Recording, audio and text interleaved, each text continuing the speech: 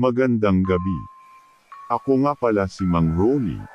Alam kong maraming mga taong naniniwala sa mga kwentong kababalaghan, tulad ng mga aswang at iba pa. May bago akong kwento aswang at kababalaghan, pakinggan ninyo. Maraming salamat at huwag kalimutang mag-subscribe para pagsuporta sa channel ko, at mag-thumbs up para ipagpatuloy ko ang pagkwento ng mga aswang at kababalaghan. Marami na rin po akong naging karanasan sa aswang. Ngunit itong aking naging karanasan po ay hindi ko malilimutan. Tawagin niyo na lang po ako sa palayaw na Tisoy.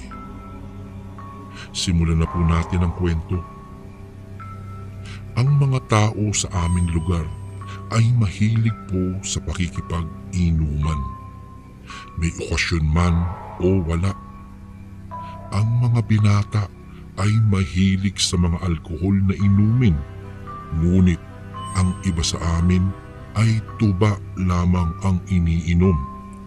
Dahil iyon ang kanilang nakasanayan. Na may mga dayong nagbebenta ng tuba. Kung kaya minsan ay bumibili ang mga ito kahit hindi pa nila kakilala ang nagbebenta. Hindi na kasi nila naiisip ang mga paniniwala ng mga matatanda na maaari ring mapahamak kapag nagkataong may mga lahing aswang ang nagbenta nito. Posible rin po kasi yun, ayon sa namayapa kong lolo. Kung kaya't dapat ring mag-ingat sa pamimili. Malalaman naman daw kung aswang ang may dala nito kung lalagyan ito ng bawang at kapag ito ay hindi bumula. Dahil sa tumarak sa isip ko ang paniniwalang iyon ay madalas kong gawing iyon kapag binibigyan ako ng tuba ng mga tao sa amin para makasigurado na rin ako.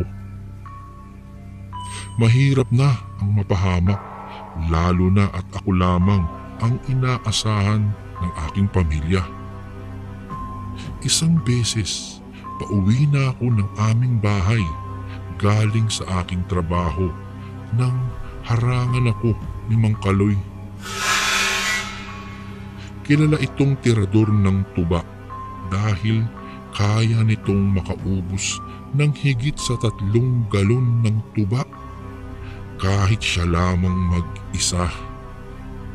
Mahilig rin itong bumili ng tuba sa mga taong nagbebenta at napapadpad sa aming lugar kahit hindi niya ito kilala. Tisoy, isang baso muna ng tuba bago ka umuwi ng bahay niyo.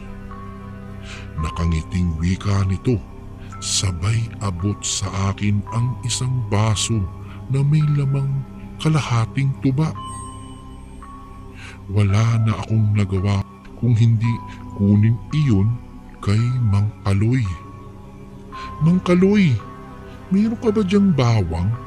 Kahit isang piraso lang po sana. Nahihiyang sabi ko pa. Napailing man ay wala nang nagawa si Mang Kaloy kung hindi bigyan ako ng isang pirasong bawang. Naku, si Tisoy talaga Pinaglipasan na ng panahon ang paniniwalang yan. Subalit naniniwala ka pa rin? Hindi totoo ang mga bagay na iyan, Tisoy. Ano ka ba? At saka isa pa, hindi ko naman binili ang tuba na yan dahil ibinigay lamang yan ng kaibigan ko sa kabilang baryo. Alanganing napangati naman ako dahil sa sinabi ni Mang Kaloy. Naninigurado lang po ako, Mang Kaloy. Mahirap na po kapag, alam mo na, pag nabiktima. Tugon ko naman, sabay lagay ng bawang sa basong hawak ko. Naghintay pa ako ng ilang segundo at nang nakita kong bumula ito ay nakampante ako. Pagkatapos kong inumin yun ay nagpasalamat at nagpaalam na ako kay Mang Kaloy. Nang sumunod na mga araw ay nagkaroon ng pagdiriwang sa aming lugar. Kaarawan kasi ng apo ni Mang Kaloy, kung kaya maraming taong taga-amin ang pumunta sa bahay nila. May inuman ding naganap noon, kung kaya maraming inuming may alkohol at tuba ang pinili ni Mang Kaloy. Kasama ko namang pumunta ni Mang Kaloy ang aking asawa at 2 anak. Nakisali rin ako sa inuman dahil pumayag ang aking asawa dahil wala naman daw akong trabaho kinabukasan. Mga bandang 6:00 ng gabi noong nangyari ang lahat nang may dumaang dayo na nagbebenta ng tuba.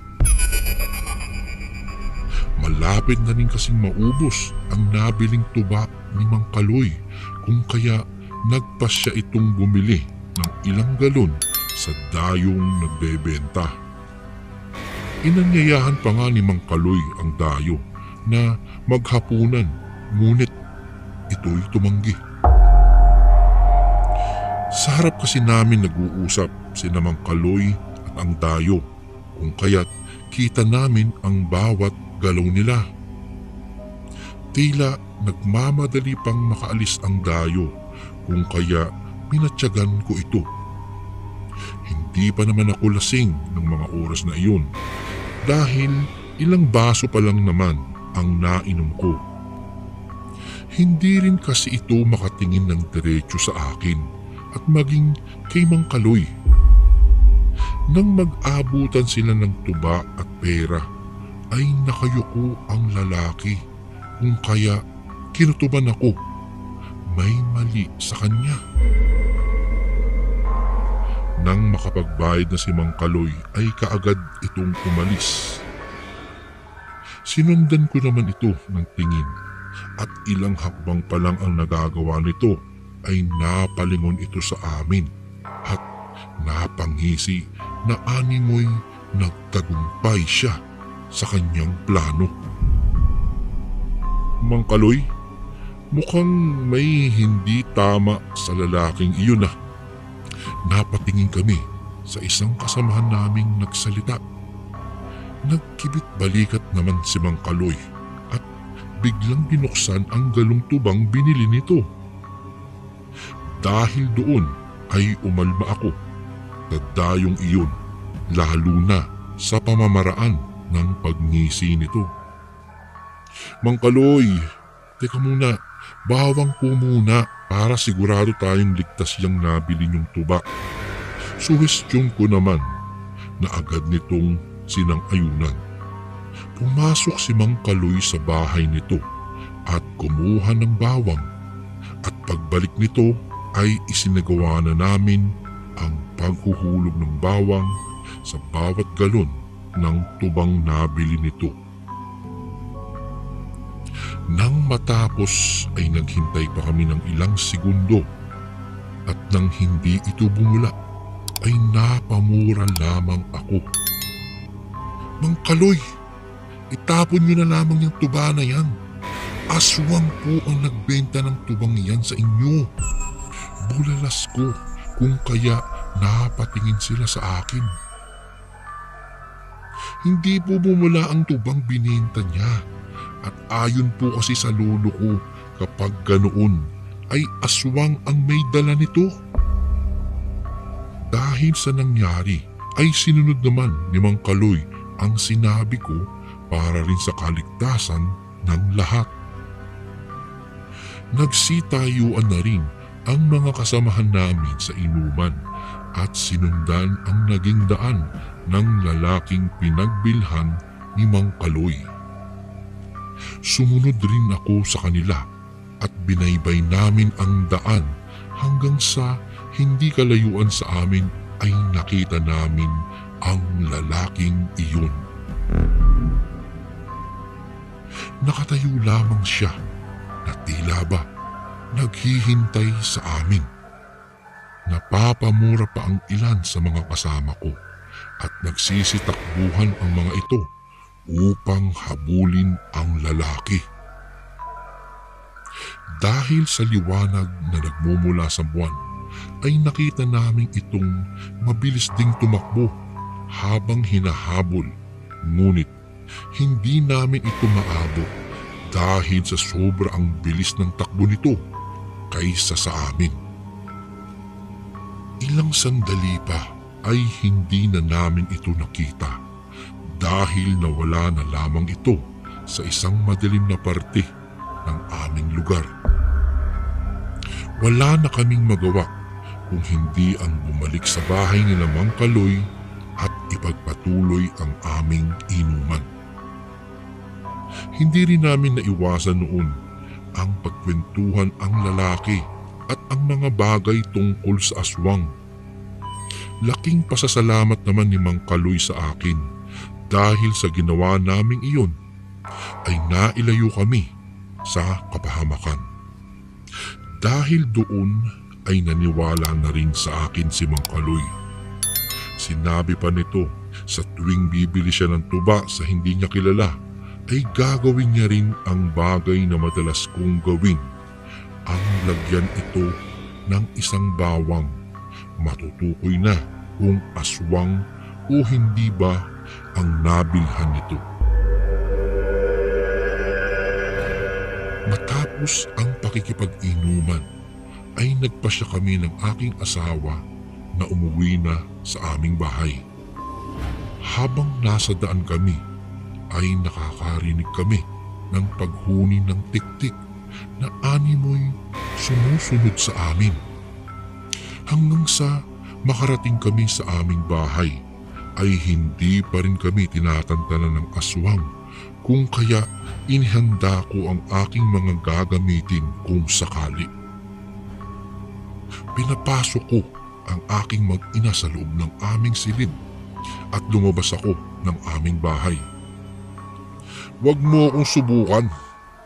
Nagagalit ka dahil nabuking ang pagiging aswang mo?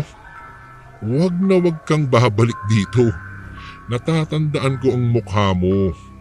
Kapag nakita pa kitang bumalik sa lugar nito, hindi ako magdadalawang isip na patayin kang aswang ka." Pasigaw ko sa labas ng aming bahay.